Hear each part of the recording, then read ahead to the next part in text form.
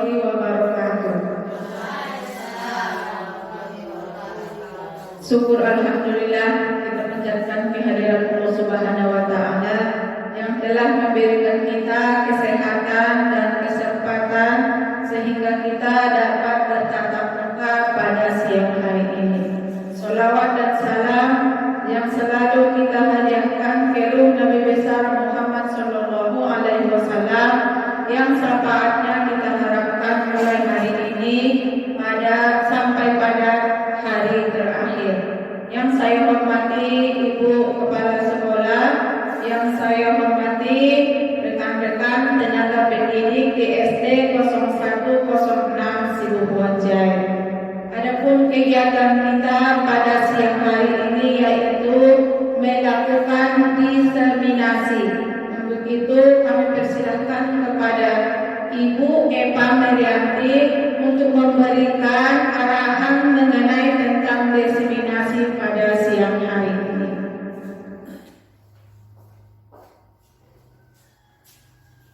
Assalamualaikum warahmatullahi wabarakatuh.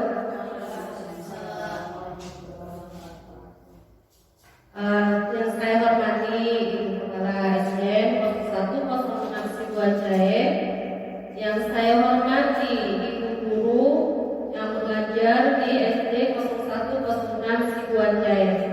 Di sini saya mengucapkan banyak terima kasih atas kesempatan yang diberikan oleh Ibu Kepala, seterusnya juga kepada rekan sejawat yang telah meluangkan waktunya untuk mengikuti kegiatan diseminasi yang akan saya paparkan nanti.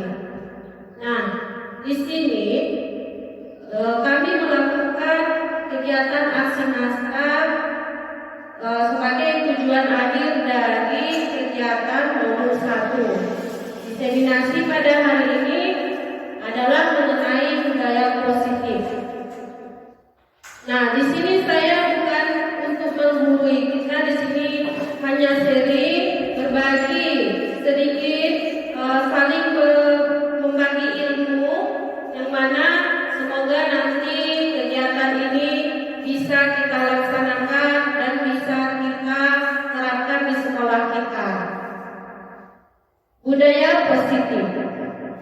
Di sini budaya positif ini adalah hal-hal yang perlu kita lakukan dan kita terapkan di sekolah kita.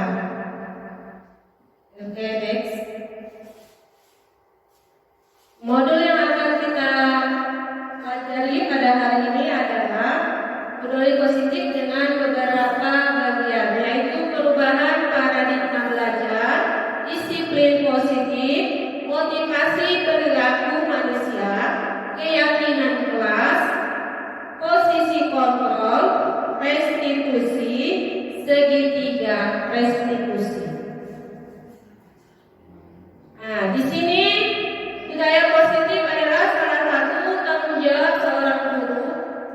Kita ini bagaimana menciptakan lingkungan kita supaya bisa saling mendukung, saling belajar, saling bekerja sama, sehingga tercipta kebiasaan-kebiasaan baik.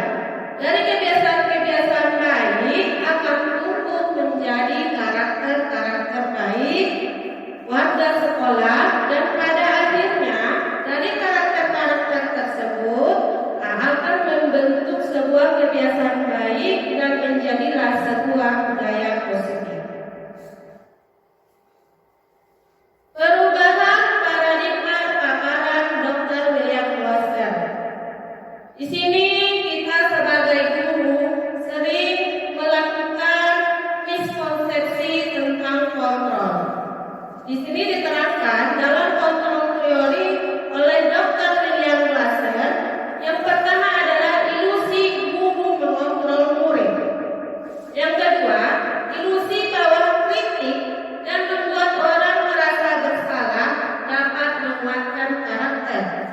3. Ilusi bahwa semua penguatan positif efektif dan bermanfaat. 4. Ilusi bahwa orang dewasa memiliki hak untuk memaksa. Ilusi guru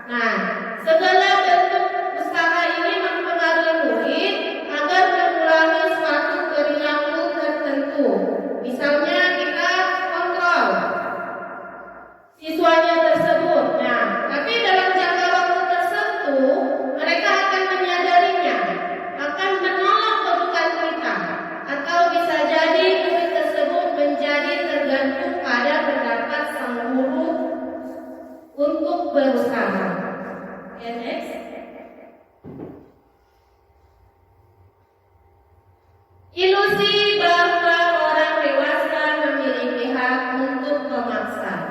Banyak dari kita yang dewasa ini percaya bahwa kita itu memiliki tanggung jawab untuk membuat murid berbuat hal-hal tertentu. Apapun yang dilakukan dapat diterima selama ada sebuah kemajuan berdasarkan sebuah pengukuran kinerja. Pada saat itu pula orang dewasa akan menyadari bahwa perilaku memaksa tidak akan efektif untuk jangka waktu panjang dan sebuah hubungan permusuhan akan terbentuk. Yang keempat itu adalah ilusi bahwa kritik membuat orang merasa bersalah dapat menguatkan karakter. Nah, menggunakan kritik dan rasa bersalah untuk mengontrol murid menuju pada identitas gagal. Hal ini sering kita lakukan ya. Saya juga sebelum mengikuti ini sering melakukan kritik yang membuat mahasiswa itu merasa bersalah. Setelah mengikuti ini, berarti kita harus bisa berubah responsif kita tentang kontrol tersebut. Oke, next. Siapa sesungguhnya yang memiliki kontrol? Nah, di sini ada stimulus respon, harus kita ubah menjadi ke teori kontrol tersebut. Di sini kita mencoba mengubah orang agar berpandangan sama dengan kita. Nah, kalau dalam teori kontrol, kita berusaha memahami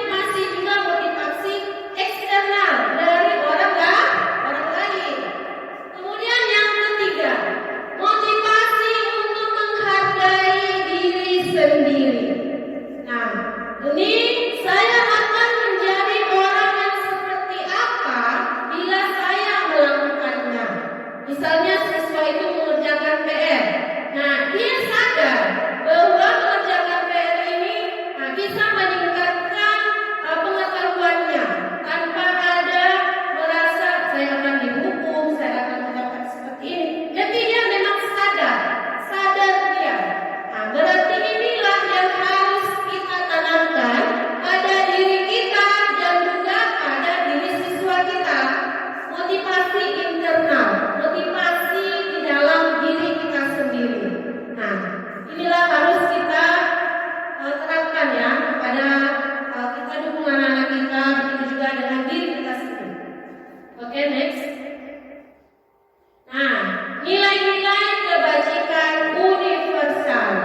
Nilai-nilai kebajikan adalah sifat-sifat positif manusia yang merupakan tujuan mula yang ingin dicapai setiap individu. Nah, kalau di dalam siswa kita yang ingin kita capai adalah profil pelajar Pancasila. Apa-apa saja, ini beriman dan bertakwa, mandiri, bernalar kritis, berkebinekaan global, bergotong royong, dan kreatif. Inilah yang ingin dicapai. Nah, di sini ada soal. Sebelumnya lagi next dulu. Ya, kebutuhan dasar manusia. Kalau kita perhatikan, kebutuhan dasar manusia ini ada 5. Yang pertama, yang di tengah-tengah itu adalah kebutuhan bertahan hidup, seperti makan, minum, rasa aman. Kemudian kasih sayang dan rasa diterima. Yang ketiga adalah kesenangan. Yang keempat adalah kebebasan. Yang kelima penguasaan. Hal ini merupakan kebutuhan dasar manusia yang harus dipenuhi. Apabila tidak terpenuhi, disinilah terkadang kita lihat siswa-siswa kita melakukan melanggar nilai-nilai kebajikan. Misalnya dia sering mengganggu teman-temannya. Berarti ada kebutuhan dasarnya yang belum terpenuhi, sehingga siswa kita melakukan hal-hal yang di luar dari nilai-nilai kebajikan. Sebelumnya di sini ada soal. Kita lihat dulu kasusnya. Ibu Ambar, guru wali kelas 2A di SD Pelita Hati, sedang bingung menghadapi ulah salah satu murid di kelasnya, Doni. Beberapa anak kelas 2A telah datang padanya dan mengeluhkan Doni yang seringkali meminta bekal makan siang mereka dengan paksa. Jika Anda menghadapi situasi seperti Ibu Ambar, apa yang akan Anda lakukan? Menurut Anda, kira-kira apa alasan Doni melakukan hal tersebut? Ini adalah suatu kasus. Apakah kita langsung boleh memarahinya? Nah, di sini akan kita jawab berarti dulu soal-soalnya. Next dulu. Nah, seharusnya kita panggil Doni karena kita tidak tahu alasannya apa melakukan hal tersebut. Nah, kita tanya dulu. Mungkin dari jawabannya kita bisa tahu kebutuhan dasar apa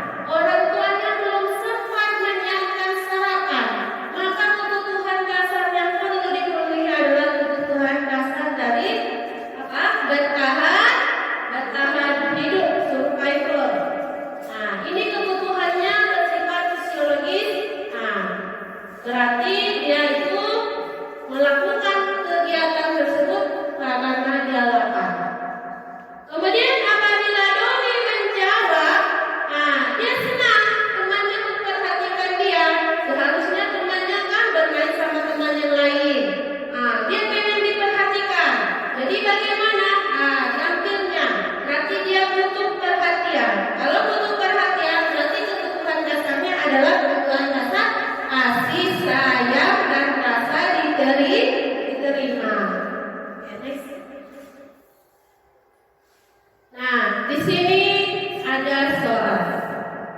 Ada yang namanya si Dina. Oh, Dinda. Ya. Dinda ini pulang ke rumah menangis. Besok ditanya oleh wali kelasnya, mengapa menangis? Inilah jawabannya. Kira-kira apa kebutuhan dasarnya? Saya kasih waktu untuk teman-teman menjawab.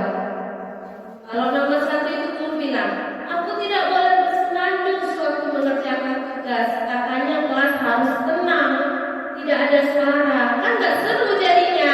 Kebutuhan dasar apa? Ibu Emi dulu menjawab. Nomor 1, kira-kira kebutuhannya apa? Kebutuhan kebebasan. Kebutuhan kebebasan. Siapa yang bisa menjawab? Ibu guru tidak menyapaku hari ini, padahal aku pakai jepit rambut baru. Kebutuhan dasar apa? Oh ya, rasa kasih sayang yang mudah diterima. Iya, kasih sayang. Kemudian yang ketiga, aku bosan. Masa belajarnya cuma gitu-gitu saja, mengenai ibu guru saja.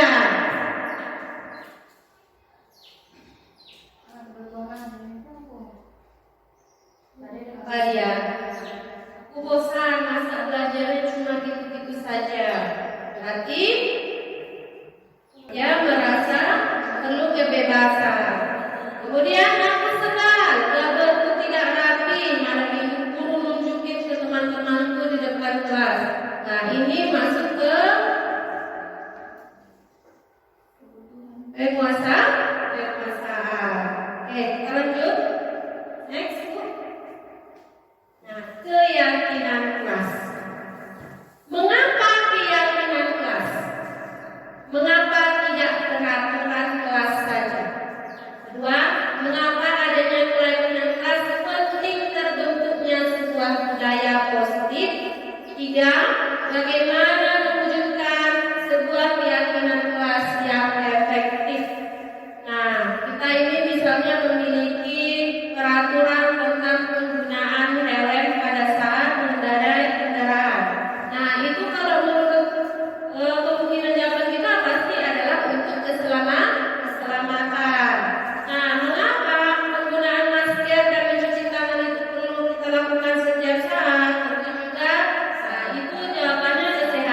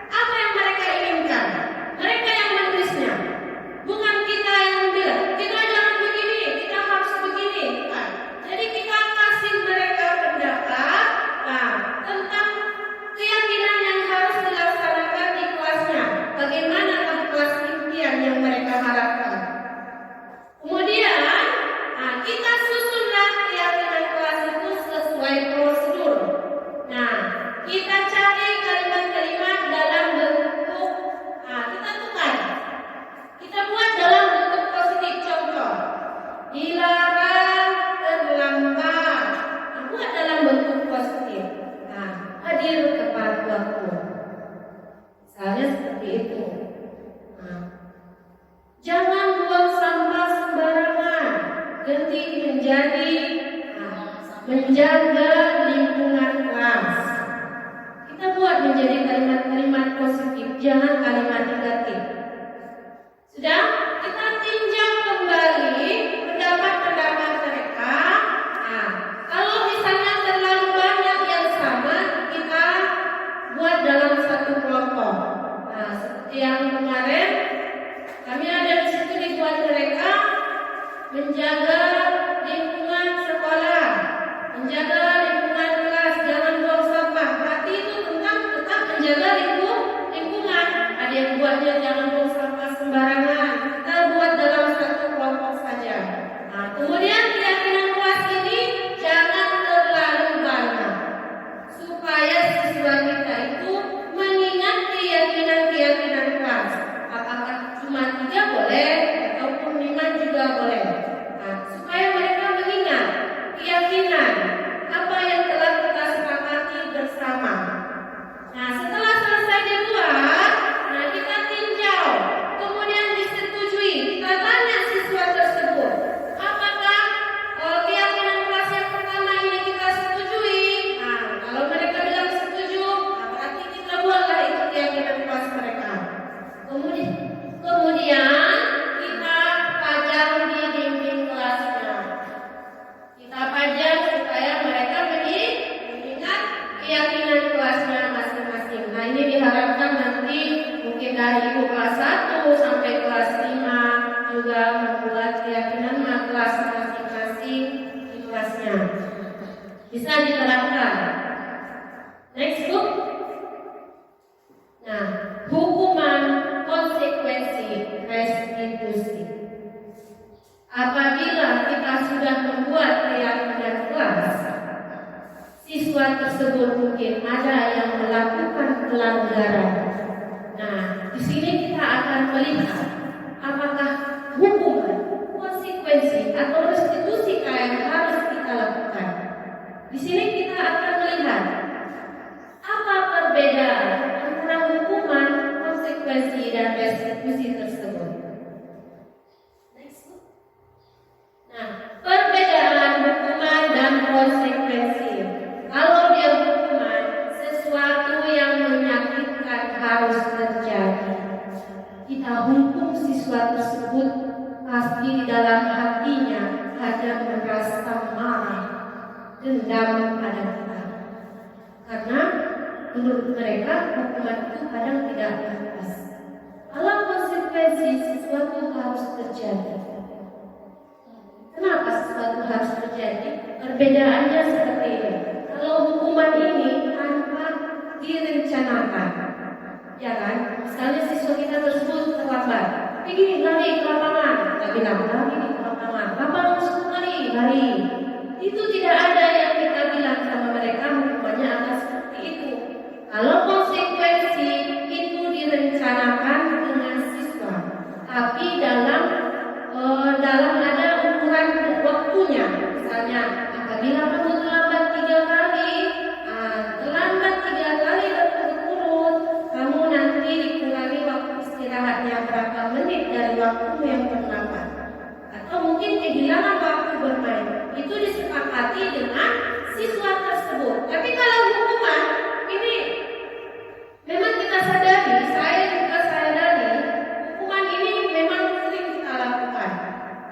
Nah, di sini kemudian ada kita lihat dulu, dalam hukuman itu membuat anak sakit fisik maupun hati untuk jangka waktu lama.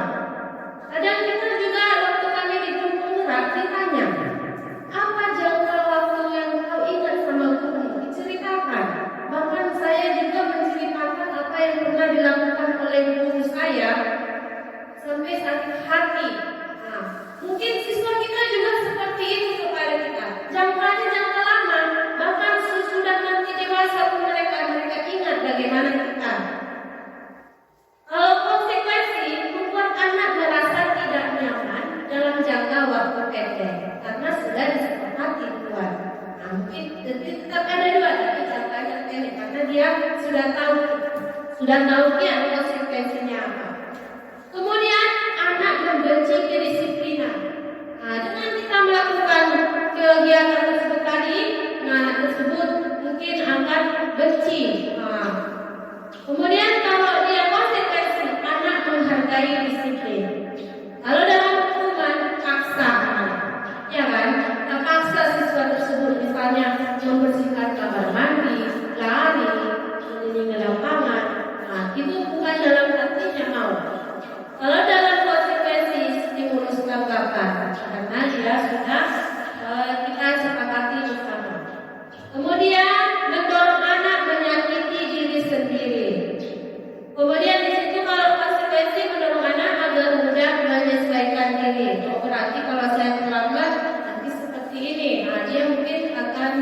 menyesuaikan dirinya supaya tidak terlambat lagi.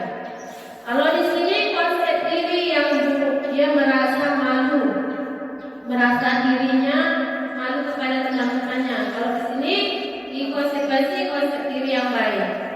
Anak belajar untuk menyembunyikan kesalahan. Kalau karena kenapa menyembunyi kesalahan? Nah, nanti kalau kita tanya mengapa terlambat, dia mau berbohong untuk menghindari hukuman. Kalau yang ini, kalau di konsekuensi anak belajar untuk mematuhi peraturan. Dalam hukuman, marah, rasa bersalah, dipermalukan, merasa tak dihargai. Beginilah siswa kita. Kemudian kalau dalam konsekuensi kehilangan hak, kehilangan hak misalnya tadi hak untuk bermain, kalau terlambat misalkan dibuat tidak nyaman, diasingkan untuk sementara atau time out. Oke. Next. Berdasarkan bagian yang tadi kita simpulkan kalau hukuman bersifat tidak terencana atau tiba-tiba. Anak atau murid tidak tahu apa yang terjadi dan tidak dilibatkan. Hukuman ini bersifat satu arah karena hanya guru yang memberikan dan murid hanya menerima suatu hukuman tanpa melalui suatu kesepakatan. Kalau dia konsekuensinya sudah diterangkan tadi ya, itu ada kesepakatan bersama, sudah terencana dan sudah disepakati. Nah, di sini kita lihat dulu termasuk hukuman atau konsekuensi. Ya, coba dulu Ibu kelas 1 mencatat 100 kali di dalam buku kalimat.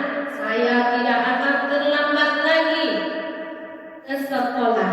Ini termasuk hukuman kah atau konsekuensi?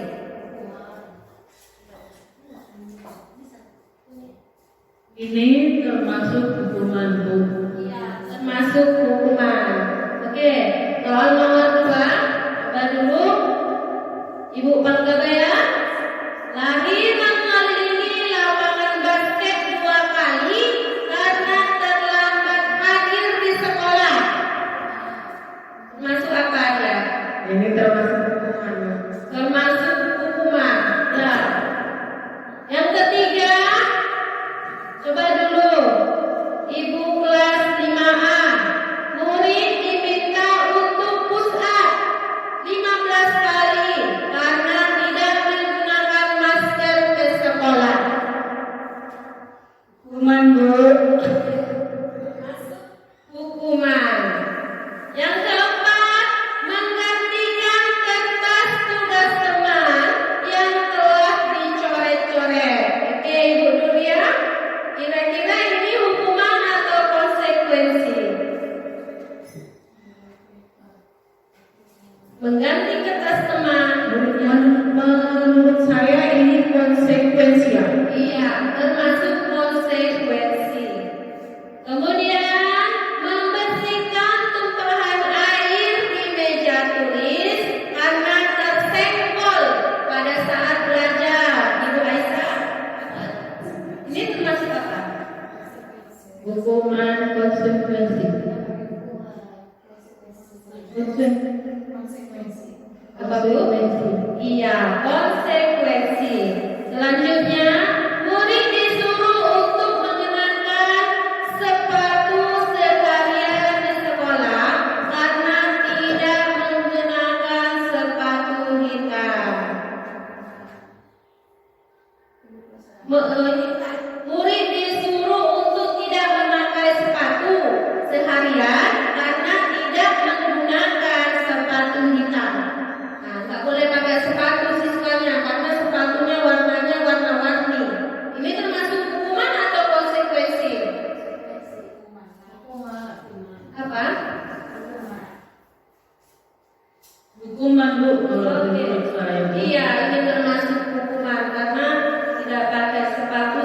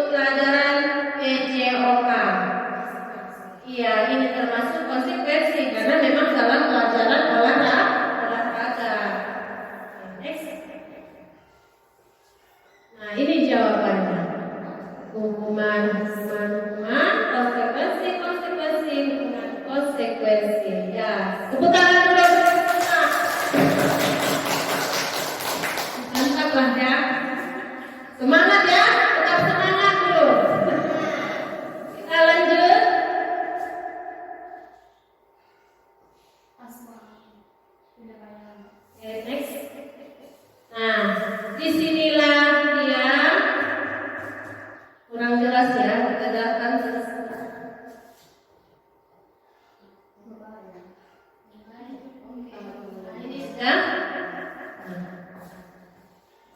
Tadi kan sudah kita lihat perbedaan hukuman, konsekuensi, restitusi. Sekarang restitusi. Apabila siswa kita melakukan pelanggaran dalam keyakinan kelas, kita harus melakukan restitusi. Langkah yang paling tepat adalah restitusi. Nah, mengapa? Kalau dalam hukuman otomatis nanti identitasnya gagal karena sudah diterangkan selanjutnya kita ke restitusi dulu.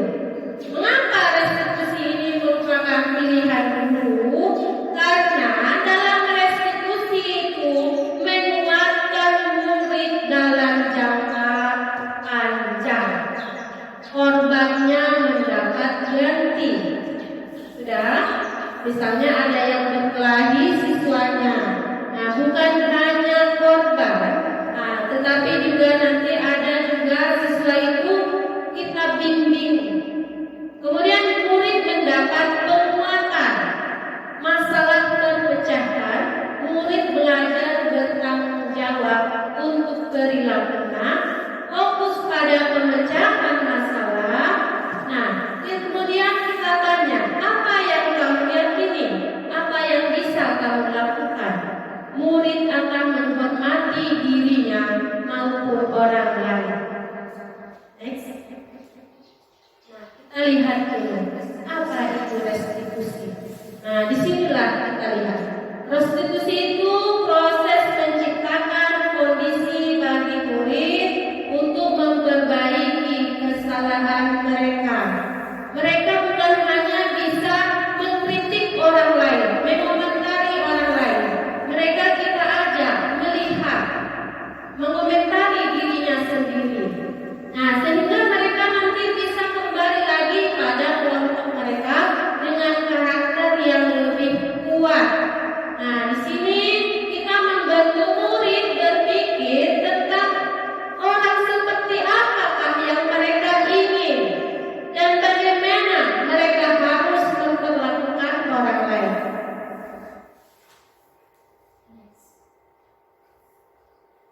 Nah, ciri-ciri restitusi bukan untuk menebus kesalahan, tapi belajar dari kesalahan, memperbaiki hubungan, tawaran, bukan paksaan.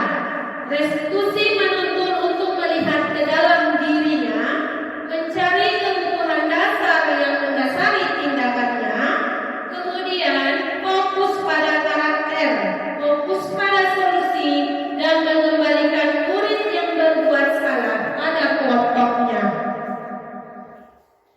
Nah, dalam mendahului pendekatan restitusi, ketika murid berbuat salah, guru akan menanggapi dan mengajak murid berefleksi tentang apa yang dapat mereka lakukan untuk memperbaiki kesalahannya, sehingga bisa menjadi lebih menghargai dirinya. Nah, ini bukan hanya menentukan korban, tetapi juga orang yang telah berbuat salah. Ketika mereka melakukan salah, sebenarnya siswa kita itu disitulah mereka belajar.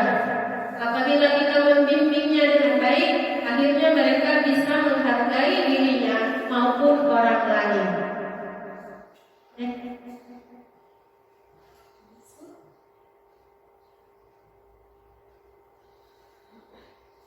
Kita lanjut ke 5 posisi kontrol. Nah, di sini saya merasa tersentil dalam mengikuti kegiatan guru penggerak. Kita sebagai guru yang paling sering, kalau menurut saya, adalah menghukum gurunya.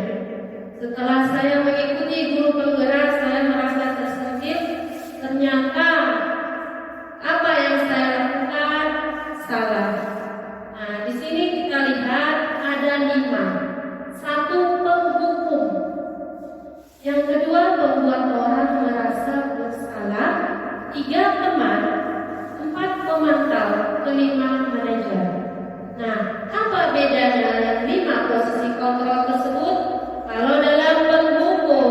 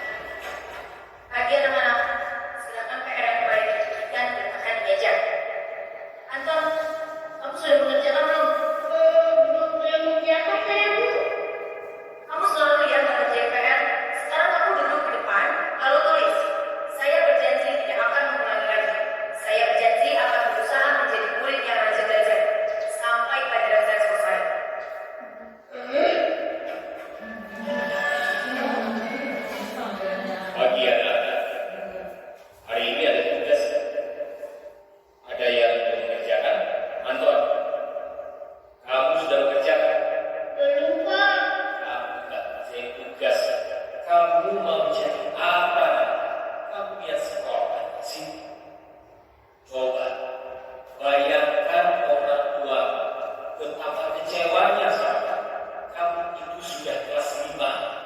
Harusnya bertanggung jawab sama dirimu sendiri. Maaf Bu, saya terlambat. Ya udah, nanti jangan diulangi lagi ya. Kalau kamu rajin, ibu senang lihatnya.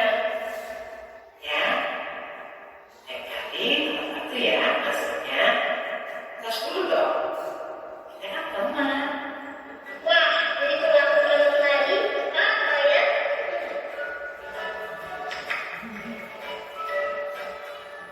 Kamu kok gak pakai baju olahraga? Bapak catat, kamu sudah 3 kali loh gak ikut olahraga bulan ini.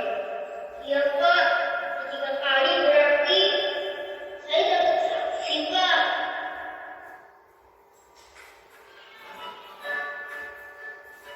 Ini Bu, saya belum punya tugas. Maaf ya Bu, saya terlambat punya tugas. Kenapa kamu terlambat melakukan tugas? Iya Bu, saya kalau sore banyak penjaga warung, gak sempat kerjain tugas. Kira-kira nih, apa yang bisa kamu perbaiki supaya kamu bisa mengerjakan tugas tepat waktu? Coba, kapan biasanya kamu membantu ibu jualan? Ya kadang sampai jam malam-malam Bu. Bagaimana kalau kamu membuat jadwal? Kapan kamu akan mengerjakan tugas? Oh gitu ya Bu, saya coba deh Bu, terima kasih Bu.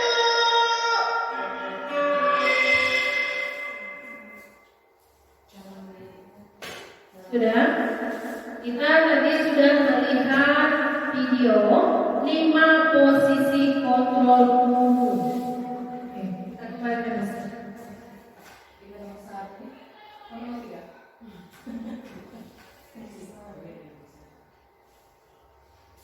Nah, di video yang pertama kita sudah melihat. Nah, saya akui, saya juga ikut dalam video yang pertama tadi, bahkan juga yang kedua. Nah, apa itu? Yang pertama itu kita lihat dia adalah posisi penghukum. Nah, dia menghati, marah-marah, bahkan bisa membuat siswa itu menjadi marah kepada guru tersebut. Nah, apa yang akibatnya? Siswanya nanti memberontak, kemudian menyalahkan orang lain dan berbohong. Nah, berbohong seharusnya misalnya dia tidak mengerjakan PR karena ketiduran. Nah, dibilangnya sudah mengerjakan PR tapi bukunya tinggal. Nah, berbohong dia. Kemudian murid akan meletakkan guru di luar dunia berkualitas mereka, tidak diingatnya. Nah, baru nanti murid berkata, biarkan saja, nanti juga marah-marah lagi katanya. Nah, dampak pada murid akan mengulangi kesalahan. Murid yang seperti itu tidak akan berubah, tetap akan mengulangi kesalahannya. Nah, kita akui ya kan, ibu kita ini di dalam video itu dulu dia tetap menghukum ya kan. Saya juga merasa tersentuh pas mengikuti guru penggerak ini. Nah, mudah-mudahan dengan kita mengikuti kegiatan pada hari ini kita bisa berubah. Nah, kemudian tadi kita lihat juga ada tadi video bapak guru ya kan. Nah, di situ dia itu sebagai pembuat orang merasa bersalah.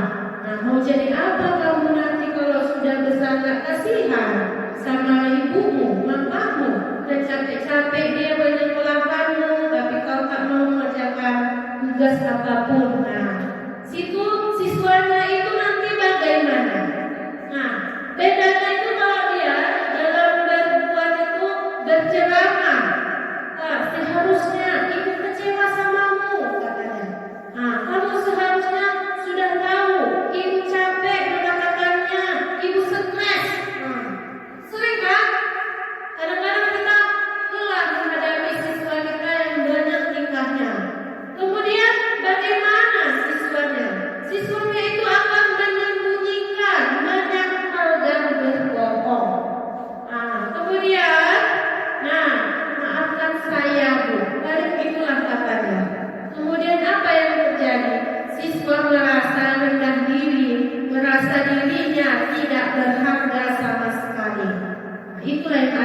terjadi. Kemudian kita lanjut sebagai posisi teman. Kita lihat tadi kita videonya itu kan. Nanti kalau kita lihat bagaimana perasaannya. Kalau perasaan siswa itu menjadi lemah, tidak mandiri dan bergantung. Dia merasa sepele. Ya kan, kalau kita membuat mereka menjadi teman kita, akan mengulangi kesalahan-kesalahannya. Kemudian pemantau ini sama juga dengan konsekuensi. Dilihat misalnya seperti tadi di video, dia sudah tidak mengenakan baju olahraga 3 kali ya Pak, baru dibuat dari situ pemantau. Gurunya di situ mengukur berapa kali dia tidak menggunakan baju olahraga. Baru ditanya apa peraturannya. Baru dia apa yang akan terjadi, murid itu akan menyesuaikan diri. Bila kemudian dia akan memilih.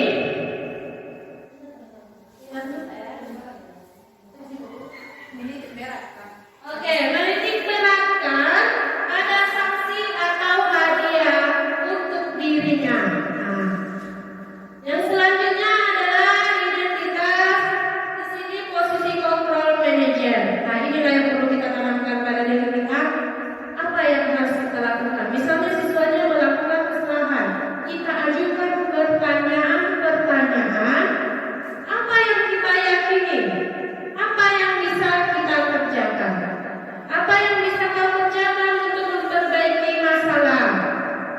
Di sini kita menguatkan pribadi siswa tersebut sehingga siswa tersebut bisa menjawab permasalahannya. Seperti tadi dia terlambat, ditanya kan, bagaimana supaya tidak terlambat lagi? Dibilangnya, baru dikasih solusi bersama. Bagaimana caranya saya bisa memperbaiki kesalahan? Dari situ siswa bisa mengevaluasi dirinya, bagaimana cara dia memperbaiki dirinya. Next. Coba dulu kita lihat lagi soal ya. Posisi kontrolnya ini gimana? Oke, silakan. Kepada Ibu kelas 1 ada ini pernyataan. Yang tadi loh Bu. Saya kecewa sekali dengan kamu. Berarti ini posisi kontrol di mana ini? Apakah posisi penghukum, teman?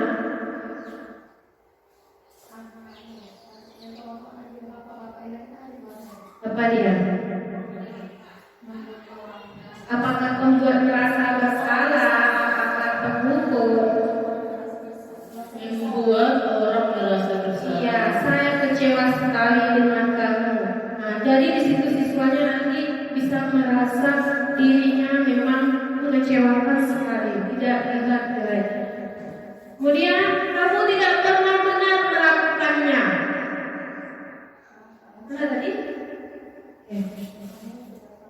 Kamu tidak pernah benar melakukannya.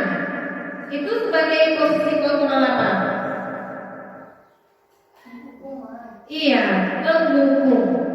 Ayolah lakukan dengan demi ibu bapak. Kalau ini posisi kontrol apa? Demi ibu katanya. Berarti posisinya sebagai ayolah lakukan demi sebagai teman. Apakah kamu mau mendapatkan stiker bintang hari ini?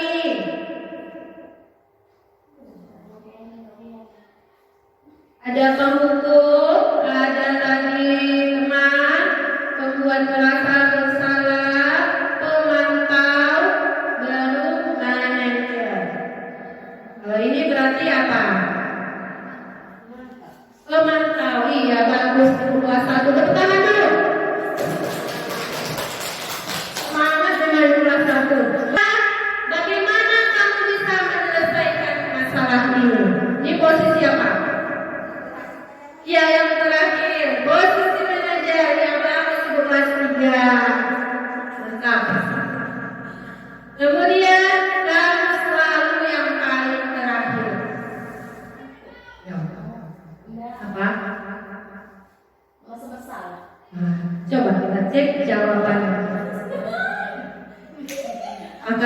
benar-benar sebagai penghukum.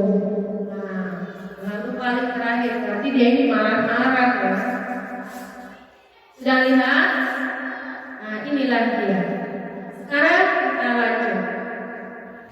Nah, segitiga restitusi. Apa dia? Proses dialog yang dilakukan oleh guru agar dapat menghasilkan murid yang mandiri dan bertanggung jawab. Nah, prosesnya ini dilakukan melalui 3 langkah. Yang pertama adalah menstabilkan identitas. Kedua, validasi kebutuhan. Ketiga, menanyakan keyakinan. Next book. Nah, di sini yang perlu kita lakukan apabila seseorang melakukan pelanggaran, melakukan kesalahan, maka kita lakukanlah tetap dalam posisi manajer dengan melakukan langkah-langkah tiga restitusi. Yang pertama, kita stabilkan dulu identitas siswa. Nah, berdasarkan prinsip membuat kesalahan adalah bagian dari proses pembelajaran. Kita menggeser identitas murid dari identitas gagal menjadi identitas sukses. Jangan mengkritik murid yang sedang mengalami identitas gagal. Nah, kita buat dulu mereka stabil. Misalnya berkelahi dalam video, kami sudah membuat videonya ya, melakukan segitiga restitusi. Langkah-langkahnya kita ajukan pertanyaan. Misalnya berkelahi kelas 5, kita panggil mereka berdua. Kita ajukan pertanyaan seperti ini. Nah, kita tanya dulu. Setelah mereka mengatakan apa, kita jawab seperti ini. Berbuat salah itu manusiawi. Tidak ada manusia yang sempurna. Bapak dan Ibu juga pernah berbuat salah. Kita pasti bisa menyelesaikan permasalahan ini. Nah, misalnya mereka tetap mau berantem lagi, baru kita jawab misalnya, Bapak dan Ibu tidak tertarik mencari tahu siapa yang benar. Kita di sini untuk mencari solusi dari permasalahan kita. Nah, di sinilah kita ajukan pertanyaan-pertanyaan kepada siswa kita. Kita stabilkan dulu identitas mereka. Next.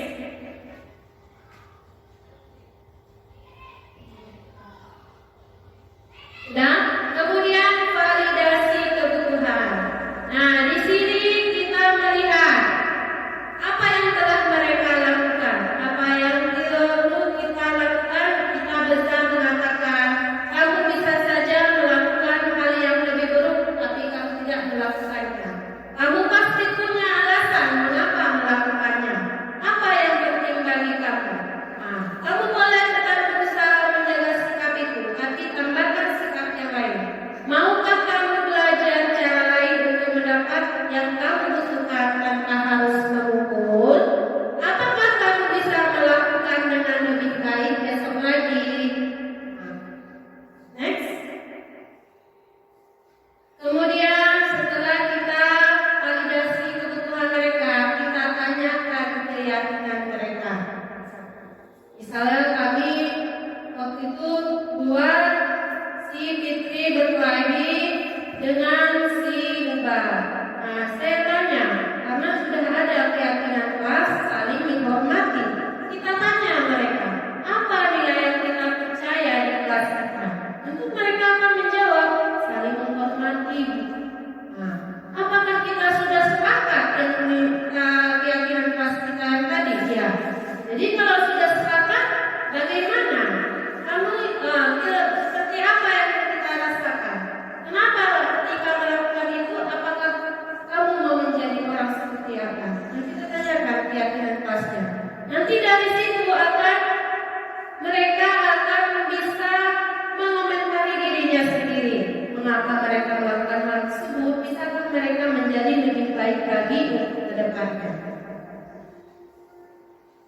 lebih kita lihat dulu videonya.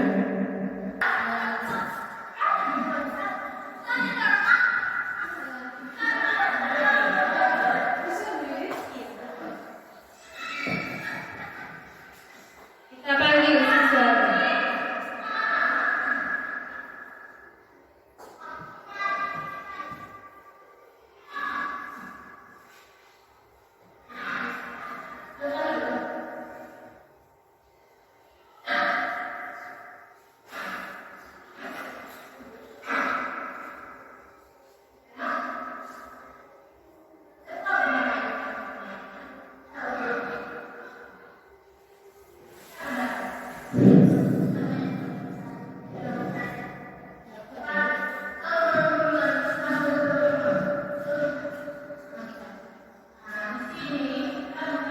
Menstabilkan identitas.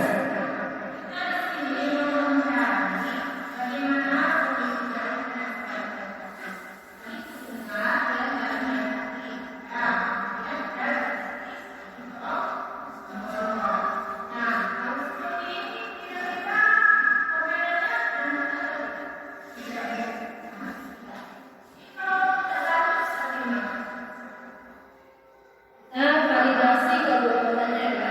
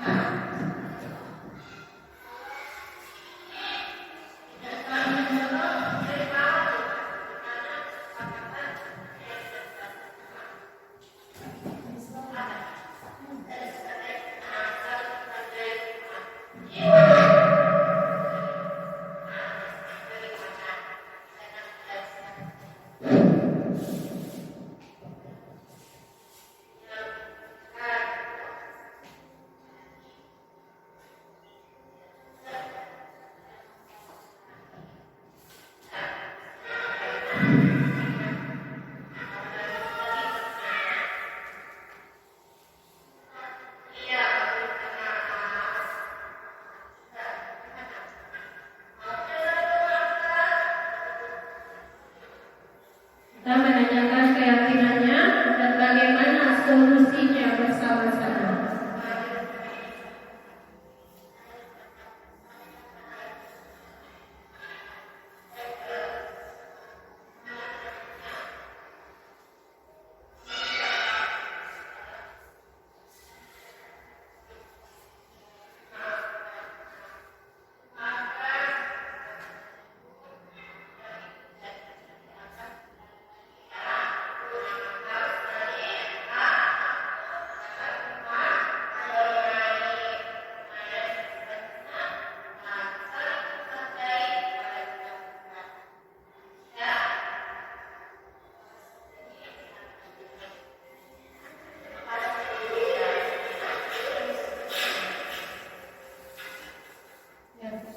Ini adalah tadi sebagai posisi manajer, kita menanyakan pertanyaan-pertanyaan untuk menguatkan pribadi siswa tersebut agar bisa kembali lagi ke kelompoknya.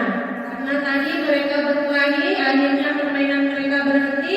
Dengan sebagai posisi manajer, kita menguatkan pribadi siswa kita sehingga mereka bisa mempunyai karakter yang lebih kuat sehingga bisa kembali kepada kelompok mereka.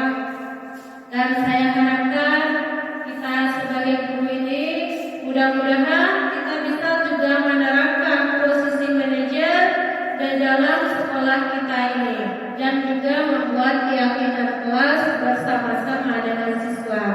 Demikian diseminasi saya pada hari ini. Mudah-mudahan bisa menambah pengetahuan kita, dan saya mungkin ada teman-teman yang ingin bertanya, silakan.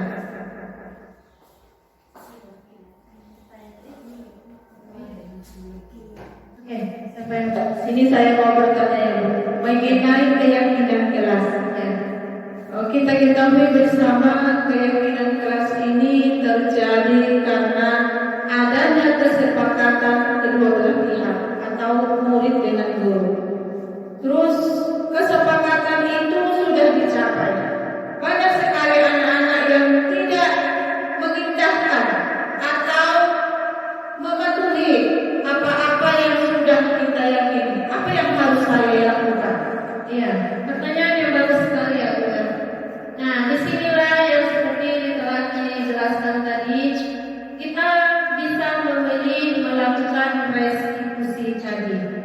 panggil siswa tersebut. Kita beri lagi pemahaman kepada mereka mengenai keyakinan kelas. Kita tanya lagi, bukankah keyakinan kelas ini berasal dari mereka? Bukan kita yang membuat, mereka sendiri yang membuat keyakinan kelas ini. Jadi kita tanya mereka, kita kuatkan lagi. Keyakinan kelas ini sudah kita sepakati. Kita melakukan pertanyaan-pertanyaan, penguatan-penguatan. Jangan kita langsung membuat hukuman, konsekuensi. Kita lakukan dulu mengenai langkah-langkah ketiga restitusi tadi. Ya, itu kita stabilkan identitasnya, kita validasi kebutuhannya. Kemudian kita tanyakan keyakinan ini bagaimana.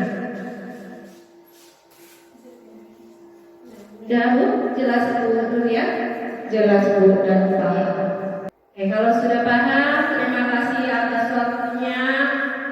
Saya ucapkan mudah-mudahan kita bisa melaksanakan hal-hal yang telah kita lakukan tadi ke dalam kelas kita, dan kita tanamkanlah motivasi ini berasal dari dalam diri kita sendiri.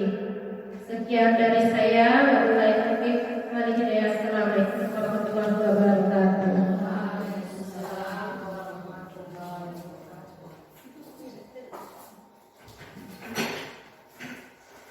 Demikianlah dari penjelasan diseminasi dari Ibu Eva.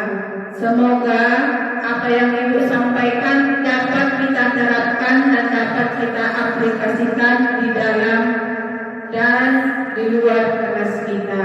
Akhir kata, saya sudahi dengan salam. Assalamualaikum warahmatullahi wabarakatuh.